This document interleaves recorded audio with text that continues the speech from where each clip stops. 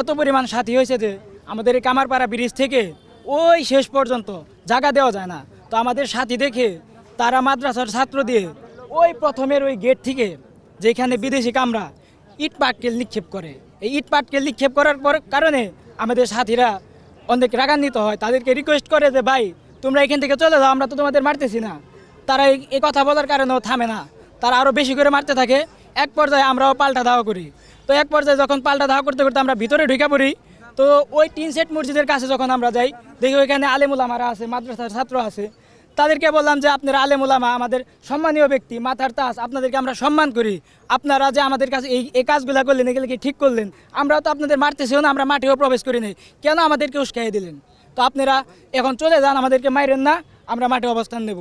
তো এই কথা বলার সাথে সাথে বলতেছে যে বিদাতিরা আসছে, ওদেরকে আক্রমণ করো। এই কথা বলে আমার মাথায় আঘাত করছে, আমার মাথা ফেটে রক্ত পড়ছে, এখানে অনেকগুলো সেলাই দেওয়া হয়েছে। আলমি সুরাপন্থী, যাদেরকে আপনারা জুবাইরপন্থী নামে চিনেন, জোরের জন্য 3 চিল্লার সাথীদের জোর। তো আমি পরীক্ষা শেষে 3 চিল্লা দিয়েছিলাম। তো তারপরে এই 3 চিল্লা দেওয়ার পর যখন 3 চিল্লার সাথীদেরই জোর আমাদেরকে ডাকা হয়েছে, এর কারণে আমরা আসছি। আমরা তো মাঠে প্রবেশ করছিলাম না ভাই, এখানে আইসা আমরা প্রবেশ করছিলাম না, আমরা শুধু কামারপাড়া ব্রিজের ওইখানে অবস্থান নিয়েছিলাম, জায়গা হয় না। যারা 2-1 জন প্রথম ঢুকছে ওদেরকে পিটাইয়া একদম শোয়ায় ফেলাইছে। আমরা যে গেট দিয়ে ঢুকছি এবং এমনকি একজনকে আমরা রক্তাক্ত অবস্থায় দেখছি, এরকম 3 জন দেখছি। এটা এই পাশে একটা গেট আছে, ওটা হলো 12 নাম্বার মানে বাথরুমের সামনে। হ্যাঁ, তো ওইটার সামনে আমরা একদম রক্তাক্ত দেখলাম।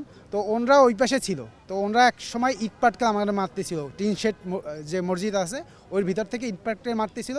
আমরা অল্প কিছু সংখ্যক ছিলাম। যে সময় আমাদের সাথীরা যে দেখছেন যে অসুস্থ হয়েছে, মাথা ফেটে গেছে, ওই সময় আমাদের সাথীরা বেশি করে ঢুকে ওনরা চলে গেছে, আমরা পরে অবস্থান নিয়েছি। তাদের 2-3 হাজার লোক ছিল এরকমের। ওনারা ফজরের আগে মোট ছেড়ে চলে যায়। ওনারা প্রথমে যে আঘাত করছে, পরবর্তীতে যে আমাদের সাথীরা বেশি আইসা পড়ছে, ওই ভয়ে ওনারা চলে গেছে। এটা ফজরের আগেই আগাখানে যারা আমাদের সাথীদেরকে আহত করছে, ওনাদের 27 জনকে এরকমের আমাদের সাথীরা ধরে রাখছিল, ওনাদেরকে সেনাবাহিনীর হাতে তুলে দিয়েছে। আর 2 সাথীকে আপনার কিছু ছুরিকাঘাত করা হয়েছে। পরবর্তীতে ওনাদেরকে হসপিটালে নেওয়ার পথে নাকি ওনারা মৃত্যুবরণ করেছেন।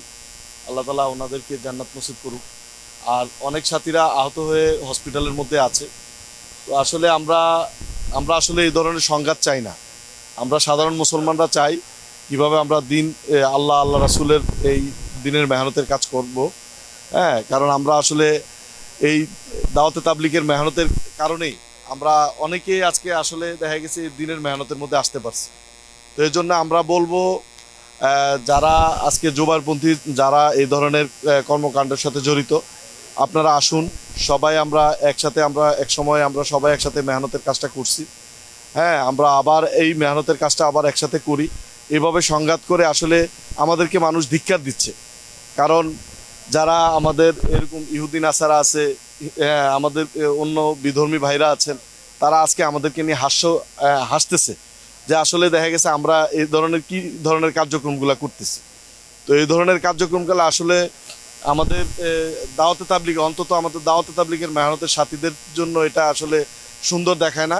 তো এই জন্য সবাই মিলে আমরা আবার এই মেহনতের কাজটা করব।